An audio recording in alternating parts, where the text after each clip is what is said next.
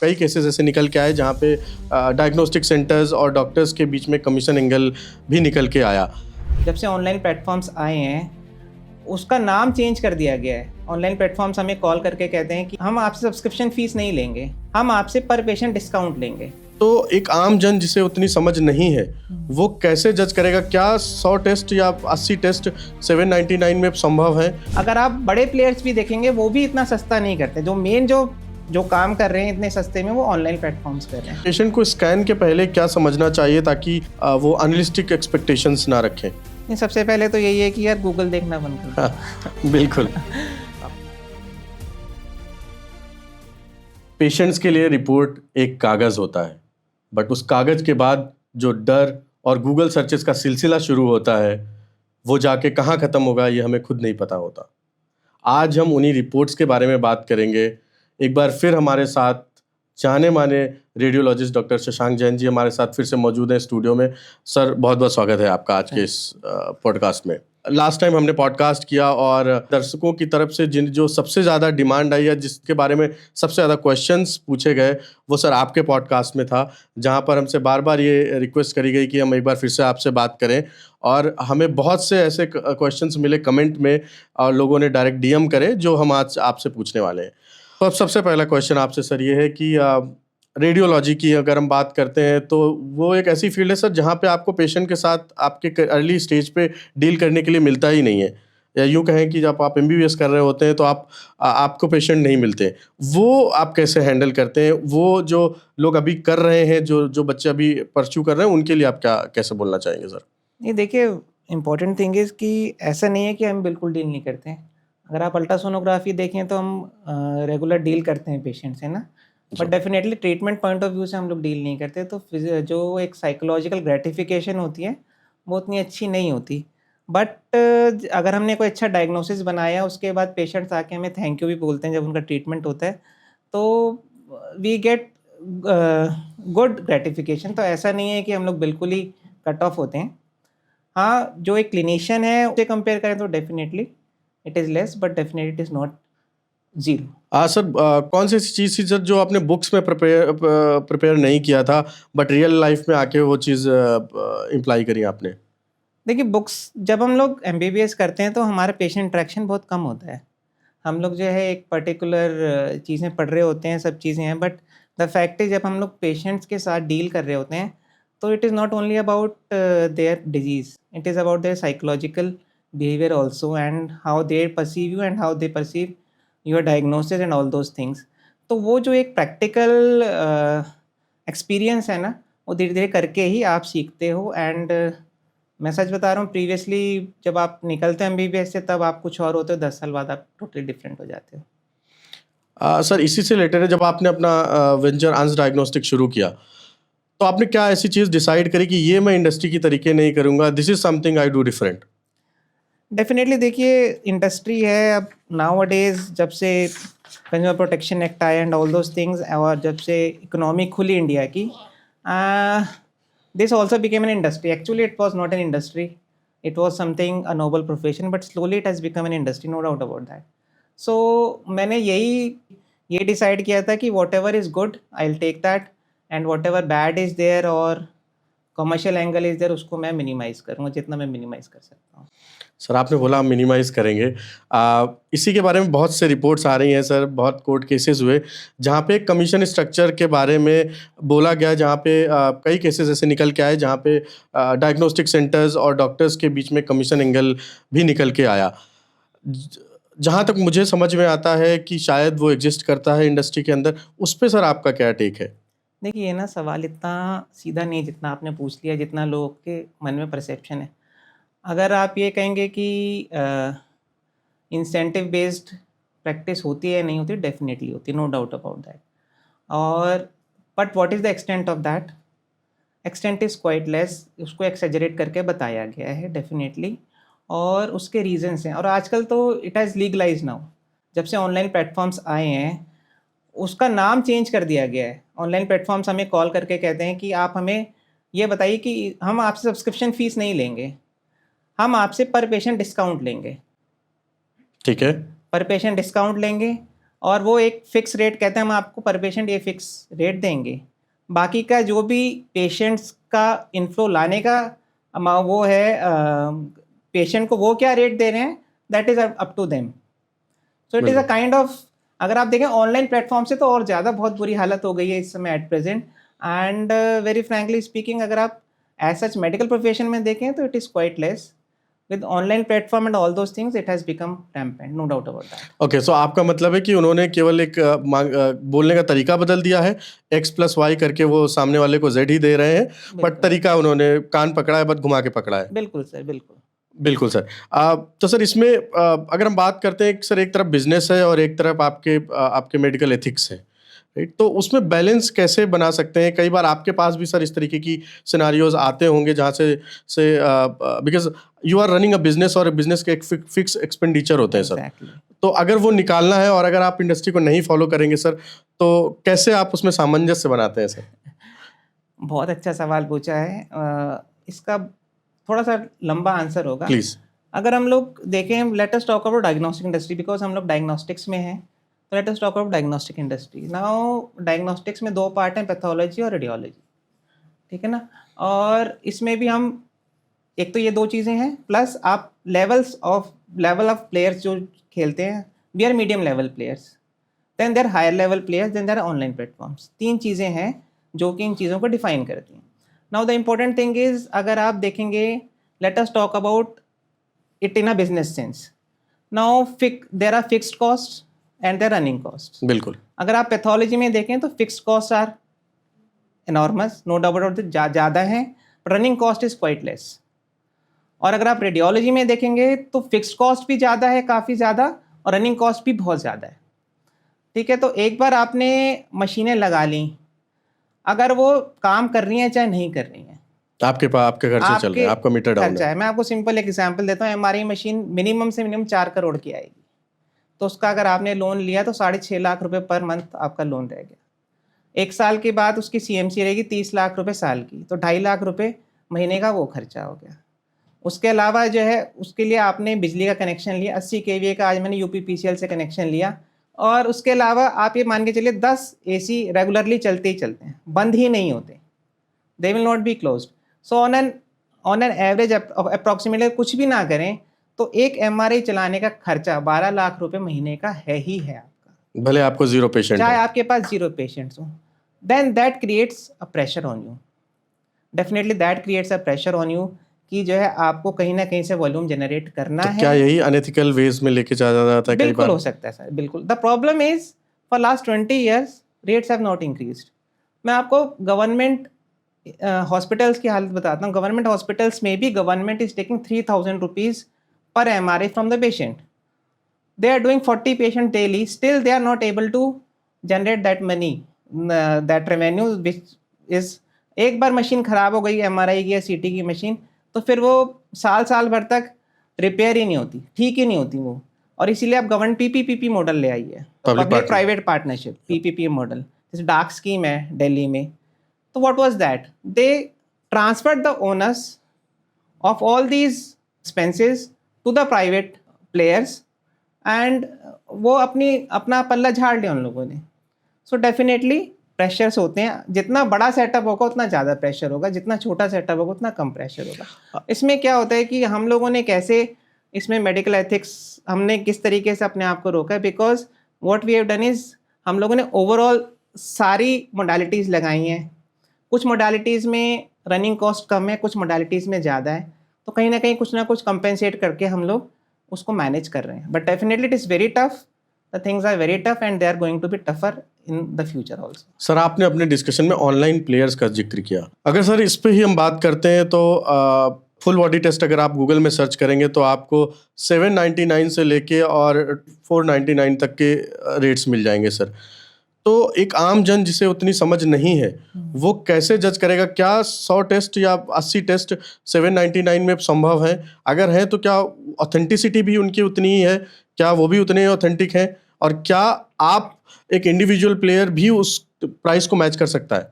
Again इसमें फिर मैं कह रहा हूँ, जैसे बड़े प्लेयर्स हैं, there are big players who are established and who are brand in themselves, उनके पास तो मशीन्स भी फ्री आती हैं, उनके पास वॉल्यूम्स बहुत हाई होते हैं। एक बार आपके पास मशीन है, सब कुछ है, तो पैथोलॉजी की बात हो रही है कि because these test are actually pertain to pathology only. Pathology में जब जो है आपके पास एक बार सारा सेटअप लग गया, उसके बाद वॉल्यूम्स के ऊपर गेम होता है। सो दे ऑलरेडी हैव वॉल्यूम्स, जो बड़े ब्रांड है, जो एस्टैब्लिश ब्रांड है, उनके पास वॉल्यूम्स हैं, तो वो कम रेट पे उनको रनिंग कॉस्ट बहुत कम पड़ती है as compare to medium level place like us, because हमारे पास फिक्स कॉस्ट भी ज़्यादा है, रनिंग कॉस्ट भी ज़्यादा है, बिकॉज हमारे पास उतना वॉल्यूम नहीं है। तो स्टिल अगर आप बड़े प्लेयर्स भी देखेंगे, वो भी इतना सस्ता नहीं करते। जो मेन जो काम कर रहे हैं इतने सस्ते में, वो ऑनलाइन प्लेटफॉर्म्स कर रहे हैं। सर तो इनकी एक्यूरेसी कितनी, मतलब क्या क्या एक्यूरेसी देखिए, सीधा सा ऑनलाइन प्लेटफॉर्म्स का सीधा फंडामेंटल क्या है कि उनके अपनी लैब्स नहीं होती हैं। Usually they depend on other labs, है ना। और अदर लैब्स में जब वो 499 पेशेंट से ले रहे हैं, अपना परसेंटेज रख के कुछ ना कुछ और भी कम में करेंगे, बिल्कुल, तो it is practically not possible for those labs to adhere to the ethics. हम लोगों ने भी कई ऑनलाइन प्लेटफॉर्म से वो किया है, but we have very clearly put our foot down कि हमारे पास हम ये पैकेजेस नहीं करेंगे, या पैकेजेस होंगे तो इतनी कॉस्ट पे करेंगे, इससे कम कॉस्ट में हम लोग जो हमारे पास फीजिबल नहीं है एथिकली, वो हम लोग नहीं करेंगे। इसलिए हमारे पास काम है, पर बहुत लिमिटेड काम है, but we are happy with that. आपके से ही सर मुझे एक वाकया याद आता है कि again I don't quote the name of that company, but one of the leading company जो इस तरीके के टेस्ट करा रही है, मार्केट में बड़ा नाम है, उसके सीईओ ने खुद अपनी ही कंपनी से टेस्ट 3 जगह से कराया और 3 अलग अलग रिपोर्ट आई सर। जी सर, बिल्कुल। तो इस तरीके की चीज़ें मुझे लग रहा है कि उस रेट पे कर पाना, again I am not expert, but ये एक बड़ा सा क्वेश्चन मार्क ज़रूर है। सर क्वेश्चन मार्क इसलिए भी क्योंकि अभी ना बहुत सारी चीज़ें रेगुलेशन प्रॉपर है नहीं। अगर आप देखेंगे कि रेगुलेशन अगर गवर्नमेंट की तरफ से रेगुलेशन जो हैं, वो एक्चुअली जो क्वालिफाइड मेडिकल प्रोफेशनल्स हैं उनके ऊपर रेगुलेशंस है, जो अनक्वालिफाइड लोग हैं उनके ऊपर कोई रेगुलेशन ही नहीं है।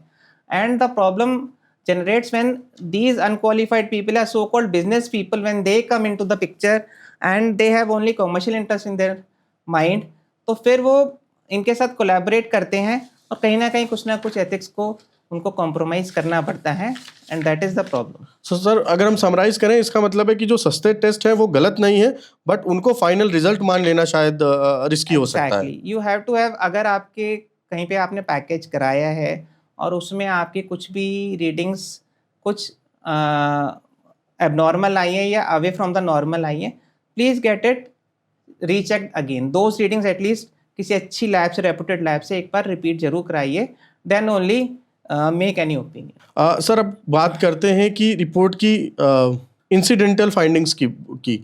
तो जो हम रिपोर्ट में टर्मिनोलॉजी यूज़ करते हैं, जो हम वर्डिंग्स यूज़ करते हैं, कई बार वो आम जन को समझ में नहीं आती और वो उसको कई के लिए गूगल में जाता है। गूगल की वजह से वो उसको कहीं ना कहीं इनेक्सिटी होती है और वो उस लूप में फंस जाता है सर। तो क्या कोई ऐसा मॉडल नहीं है कि जहाँ पे हम लोगों को उनकी भाषा में समझा सकें कि ये जो भी आपकी रिपोर्ट आई है वो उसमें क्या लिखा हुआ है?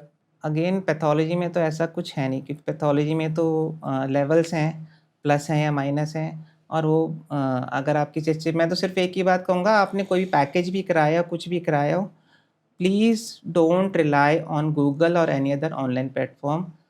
Reach to a good qualified medical professional, talk to him and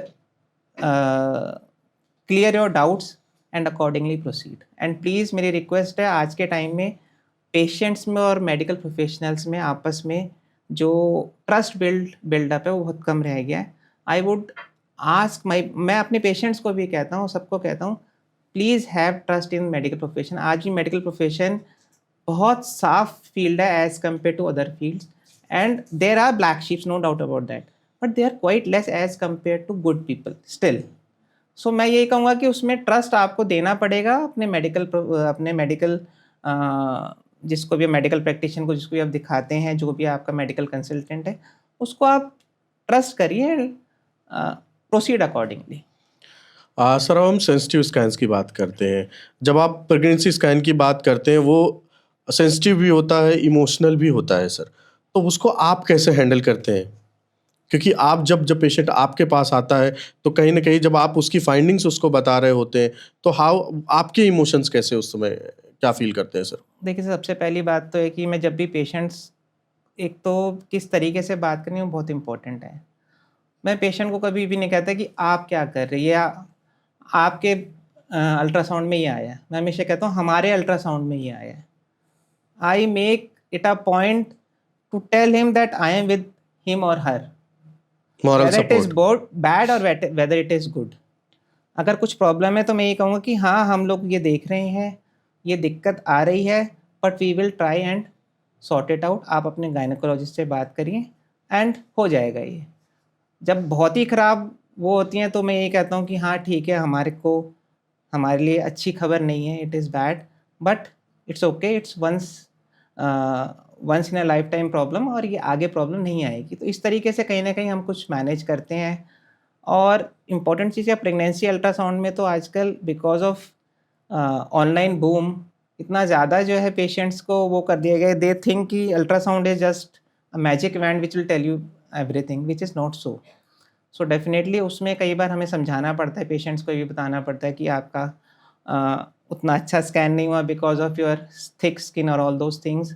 but definitely ultrasound की एक्यूरेसी इतनी है 90% और 95%, that I can guarantee 5% is with God send. Exactly. बिल्कुल सर। सर कई बार ऐसा होता है कि ऐसा कोई वाक़या आया जब आपको रेडियोलॉजिस्ट से हटके ड्यूटी परफॉर्म करनी पड़ती है, जहाँ पे एज आपके पास कुछ एक्स्ट्रा प्रेशर आ जाता है कि अभी नहीं, अभी आपको कुछ और ड्यूटी भी परफॉर्म करनी है to give the patient a moral support. कई बार तो ऐसा भी होता है कि हमें पेशेंट के साथ बैठ के 10-10, 15-15 मिनट, आधा-आधा घंटा भी लगाना पड़ता है। काउंसलिंग करनी पड़ती है। काउंसलिंग करनी पड़ती है, बिल्कुल।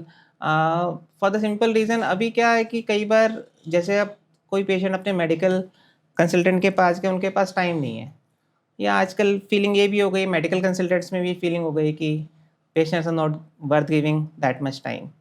सो उस वजह से कई बार पेशेंट जब हमारे पास आता है तो ही एक्सपेक्ट्स कि हाँ, हम 10 मिनट उसके साथ हैं तो we will talk to him and will tell him. As a matter of fact, जब हम MRI CT रिपोर्ट करते हैं कई पेशेंट्स तो हमें आके ये भी बोलते हैं कि आप ट्रीटमेंट भी बता दीजिए, बिल्कुल।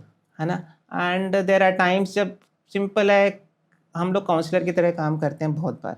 सिंपल ऐसे एक एग्जांपल बताता हूँ, एक पेशेंट था, 2 बार अल्ट्रासाउंड कराना है पेट में, उसका कमर में दर्द हो रहा था। So I did my ultrasound, he said कि I got 2 ultrasounds done previously, और कुछ आता नहीं है। मैंने कहा प्रॉब्लम क्या है? कहता 6 वीक से मेरी कमर में दर्द हो रहा है। So I only told him, अगर आपकी कमर में दर्द है तो go and get an MRI done for LS span, maybe nothing will come, we will be happy, आया तो वी कैन ट्रीट दैट। बिल्कुल। एंड 2 महीने बाद वो पेशेंट आया, उसने मुझे बताया, 15 दिन बाद उसने MRI कराया, उसका MRI में ट्यूबरकुलोसिस ऑफ स्पाइन आया, उसका ट्रीटमेंट हुआ और वो ट्रीटमेंट पे ठीक चल रहा था। दैट इज़ हाउ समटाइम्स हम लोग पेशेंट की इस तरीके से हेल्प कर पाते हैं। सर, पेशेंट को स्कैन के पहले क्या समझना चाहिए ताकि वो अनरियलिस्टिक एक्सपेक्टेशंस ना रखें? नहीं, सबसे पहले तो यही है कि यार गूगल देखना बंद कर दो। हाँ, बिल्कुल। अब है तो ना? चैट जीपीटी भी है। हाँ। बिल्कुल। दूसरी बात ये है कि you have to have trust, है ना। और आपको ये समझना पड़ेगा कि लिमिटेशंस होती हैं, हर मोडालिटी की अपनी लिमिटेशंस होती हैं, हर व्यक्ति की अपनी लिमिटेशंस होती हैं। And human body is itself most complicated machine जो नेचर ने बनाई है, तो इसमें हर चीज़ स्टैंडर्डाइज नहीं हो सकती। So taking that into consideration, अगर आप इतनी सी छोटी सी बात को भी कंसिडरेशन लेके चलेंगे तो you will be happy. Sir, आज के टाइम पे एआई टर्म हम बहुत सुन रहे हैं और हेल्थ केयर में शायद एक ऐसा वो है जहाँ पे सबसे ज़्यादा एआई यूज़ भी हुआ है इन अ गुड सेंस। आपके हिसाब से सर ऐसा कौन सा पार्ट है रेडियोलॉजी में और पैथोलॉजी में जहाँ पे वो ह्यूमनाइज ही रहना चाहिए, वहाँ उसे ऑटोमेशन में नहीं जाना चाहिए? नहीं, मेरे हिसाब से AI is very good. AI में ऑटोमेशन ठीक है, बट द फैक्ट इज़ कि ह्यूमनाइज, कुछ भी चीज़ डिह्यूमनाइज होनी ही नहीं चाहिए। For the simple reason, AI can tell you, बहुत सारे डेटा को सेलेक्ट करके it can give you certain pictures, but उस पिक्चर की क्या सिग्निफिकेंस है उस कंडीशन में, that is something a human can only. मतलब एआई या सपोर्ट है, डिसीजन ह्यूमन का ही होना चाहिए। एग्जैक्टली। बिल्कुल सर। सर, जैसे हम लोग टेस्ट की बात कर रहे थे तो आपने उसके बारे में, टेस्ट के बारे में बताया, 799 और 999 टेस्ट के बारे में। उसी से रिलेटेड सर एक क्वेश्चन है कि कई बार ये भी निकल के आया है कि टेस्ट इसलिए कराए जा रहे हैं ताकि उसमें अगर कोई एबनॉर्मलिटीज आ रही है, उसमें कोई कोई फाइंडिंग्स अगर आ रही हैं तो क्रॉस सेल किया जा सके, ताकि पेशेंट को एक एक उसको एज ए पेशेंट ना ट्रीट करके उसको एज ए कस्टमर ट्रीट करने की कोशिश करी जा रही है। तो उसमें आपका क्या कहना है सर? देखो शिवम, इसमें ना बहुत इंपॉर्टेंट चीज़ क्या है, let us talk about diagnostic centre perspective. मैं अपनी बात करता हूँ, we are medium level diagnostic centre. अभी हमारे पास बहुत सारे टेस्ट हैं, बहुत सारे टेस्ट नहीं भी हैं जो हम लोग आगे आउटसोर्स करते हैं और बड़ी लैब से करवाते हैं। मेरे पास एक पैकेज में पेशेंट आया सपोज़, और उसकी कोई एबनॉर्मल फाइंडिंग आई। अब वो अगला जो भी टेस्ट होगा, महंगा टेस्ट जो होगा, वो मैं आउटसोर्स करके करवाऊँगा।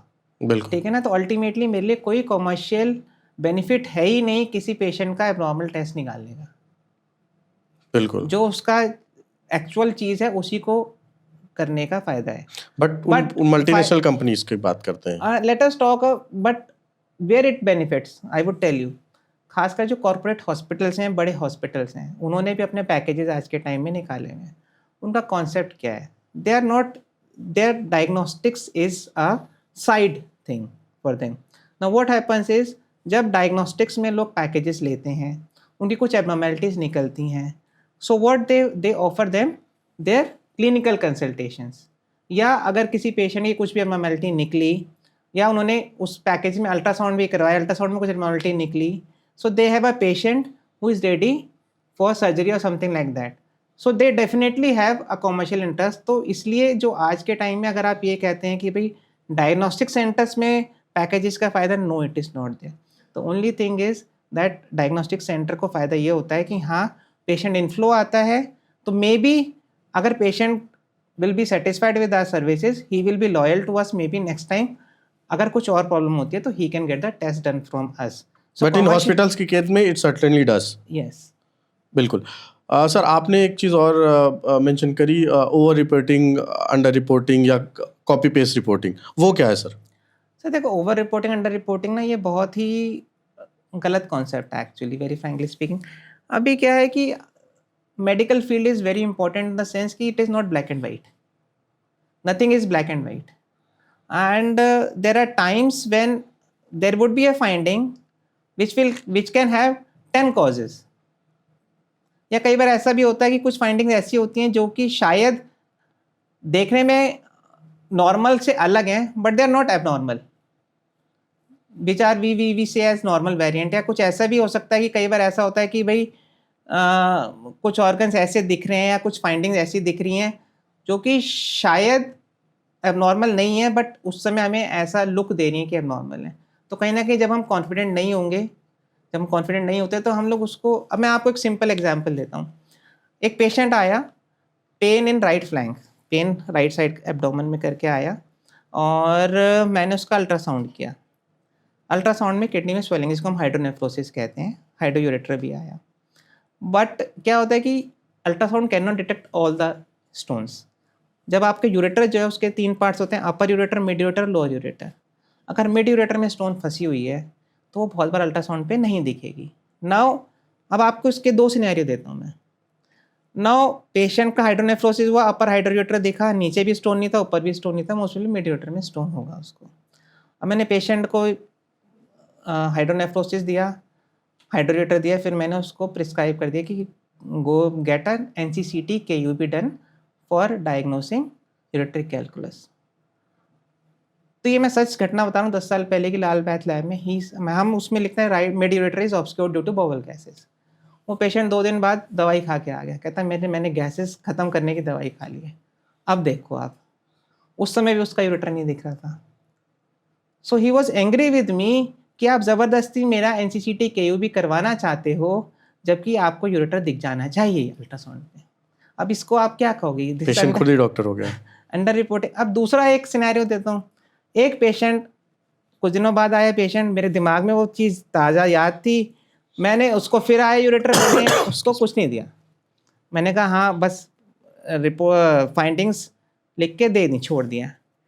पेशेंट 2 दिन बाद आया तो ही वॉज एंग्री कि आपने NCCT KUB क्यों नहीं लिखा। मैंने अपने डॉक्टर को दिखाया, उसने मेरा NCCT KUB करा, उसमें स्टोन निकला। So what I would say to the patients is please under reporting, over reporting जो ये सोशल मीडिया वगैरह पे दिखा रहे हैं, ऐसा कुछ नहीं होता। हम लोग अपनी कैपेसिटी के हिसाब से जो बेस्ट पॉसिबल रिपोर्ट होती है वो बनाते हैं, and majority of the people बनाते हैं। मैं सबका नहीं कहता, black sheeps are always there, but majority of the people are good, and please rely on those reports and sir इसी से रिलेटेड है कि रिसेंटली एक मैं न्यूज़ देख रहा था कि एक patient, I think one of the YouTuber, वो एक ही वीक में 2 अलग अलग लैब्स में गया और दोनों में एमआरआई के इम्प्रेशंस अलग अलग आए सर। तो क्या ये पॉसिबल है इस तरीके होना सर? सर पॉसिबल हो सकता है, बिकॉज एमआरआई में, एमआरआई खासकर इवन ये एमआरआई या अल्ट्रासाउंड या सीटी स्कैन जो भी है, आपको उसमें आपको हो सकता है कोई चीपर मोडालिटी दे, चीपर वो दे, बट उसमें उसने उस मशीन के अंदर के जो है हमारे वेरियस पैरामीटर्स होते हैं कि कितनी देर में आपको स्कैन लेना है, कितनी स्लाइस की थिकनेस होनी चाहिए, कितना जो है आपको उसमें अगर सीटी है तो केवी कितना देना चाहिए, एमए कितना देना चाहिए, उस हिसाब से मशीन का एक्सेटिव फुकती है। सेम वे एमआरआई में ग्रेडियंट कितना देना चाहिए, कितने टाइम पे देना चाहिए, क्योंकि एमआरआई में उस हिसाब से उसका टाइम ड्यूरेशन चेंज होता है। When you are under huge work pressure, जब आप कम रेट पे कर रहे हो, जब आप ज़्यादा काम कर रहे हो, तो you are under pressure to do it in a short time. तो आप कहीं ना कहीं टीआरटी इंटरवल चेंज करते हो, so that affects your image quality. Okay. जब आप और ज़्यादा वॉल्यूम पे जब आप काम करोगे तो रिपोर्टिंग के टाइम भी आप कुछ कुछ चीज़ें मिस कर सकते हो, और अगर स्लाइस थिक है और उन 2 स्लाइस के बीच में कोई पैथोलॉजी है तो वो मिस हो सकती है। सर थोड़ा टेक्निकल हो गया, थोड़ा नॉर्मल लैंग्वेज में अगर बात करते हैं सर, तो एक ही पेशेंट अगर दो अलग रिपोर्ट हैं या 2 अलग अलग इम्प्रेशंस हैं, तो मेरा मैं उसमें बता रहा हूँ कि इसमें 2 फैक्टर्स हैं, या तो मशीन का फैक्टर है या फिर ह्यूमन फैक्टर है। बिल्कुल ठीक है ना। मशीन का फैक्टर डेफिनेटली टेक्नीशियन से, या जो प्रेशराइज करते हैं वॉल्यूम ज़्यादा करने के लिए, तो उसमें मशीन का फैक्टर आ सकता है। ह्यूमन फैक्टर्स हमारी अलग अलग लोगों की अलग अलग इंटरप्रिटेशन हो सकती है किसी भी एक इमेज को देख के, so that can also very. इसीलिए मैं कहता हूँ कि पेशेंट्स इंस्टेड ऑफ कि आप गूगल पे जाइए या इधर जाइए, first of all please don't be cost conscious. आज के टाइम में आपके पास इतने सारे ऑनलाइन प्लेटफॉर्म है जो आपको कॉस्ट के हिसाब से, आप कॉस्ट के हिसाब से 5 आपके पास वो आ जाते हैं डायग्नोस्टिक सेंटर्स की डिटेल्स, आप उनमें से कॉस्ट के हिसाब से आप फ़ोन करते हैं, विंडो शॉपिंग करते हैं, फिर जो है कॉस्ट के हिसाब से आप कहीं ना कहीं चले जाते हैं। So please don't be cost conscious. Second thing is please, best तो मैं आज भी ये कहता हूँ, जो ओल्ड एज तरीका था कि आपके आसपास के लोगों से आपको पता चलता था कौन सा सेंटर अच्छा है, वहाँ जाना है, कौन सा डॉक्टर अच्छा है, उनके पास जाएंगे, उनको उनसे ट्रीटमेंट लेंगे या उनसे डायग्नोस्टिक्स में हम लोग हेल्प लेंगे। That is the best thing. Cost conscious मत बनिए। एंड पुराने जो जमाने के मेथड थे कि हाँ भाई ट्रस्टेड जो डॉक्टर्स हैं या ट्रस्टेड जो word of mouth, exactly word of mouth, बिल्कुल मैं यही कहना चाहता हूँ, वर्ड ऑफ माउथ से आप जाएंगे तो हमेशा बेटर रहेगा। बिल्कुल sir, thank you so much sir. आज का सेशन काफ़ी इंटरेस्टिंग रहा और उम्मीद करते हैं कि फिर से लोग आपको बुलाने के लिए हमसे बोलेंगे और हम फिर से इस टेबल पे बैठ के एक बार फिर से आपके साथ डिस्कशन करेंगे सर। तुम्हारे साथ हर इंटरेक्शन बहुत अच्छी रहती है, बहुत मज़ा आता है मुझे, and I am always available. किसी की कुछ भी क्वेरीज हो, I am always available to answer. Thank you so much sir. आज हमने ये नहीं कहा कि लैब्स गलत हैं या डॉक्टर्स गलत हैं, बट साइलेंस ज़रूर डेंजर हो सकता है। हर रिपोर्ट गलत नहीं होती, पर हर रिपोर्ट को समझना बहुत ज़रूरी है। और डॉक्टर शशांक ने आज जिस तरीके से हमारे क्वेश्चंस को बड़ी आसानी से और सरल आम जन की भाषा में समझाया है, वो काफ़ी हेल्पफुल होने वाला है। और अगर अभी तक आपने हमारे चैनल को सब्सक्राइब नहीं किया है, आज अंश डायग्नोस्टिक्स का चैनल भी हमारे साथ कोलैब में है, तो एक बार आप उसे भी सब्सक्राइब कर सकते हैं। और अगर आपकी कुछ भी क्वेश्चंस हैं तो डॉक्टर शशांक ऑलवेज कॉल पे अवेलेबल हैं, आप हमारे साथ शेयर करें, हम आपकी बात उनसे करवाएंगे। Thank you.